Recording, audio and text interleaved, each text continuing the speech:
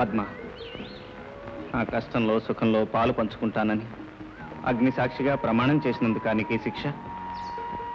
అవును పద్మ, ఇందుకే ఆ రోజు నన్ను పెళ్లి చేసుకోవద్దన్నాను. నాతో 7 అడుగులు కలిసి నడవటానికే నువ్వు ఆరాటపడ్డావు. కానీ లేమితో ఎంత దూరం నువ్వు భారంగా నడవాల్సి వస్తుందోనని నేను భయపడ్డాను. నా భయమే నిజమైంది. ఎందుకండి భయం?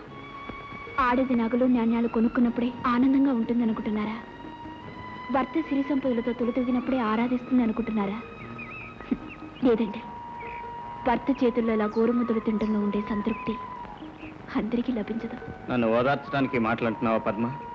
కాదండి, అవసరమైతే రోడ్డుని తోటని కొంటానని అహంకారంతో చెప్పిన పద్మని కానండి నేను. ఇప్పుడు మీ మనసుని మమతని గెలుచుకుని మురిసిపోతున్న మీ ఇల్లాలని.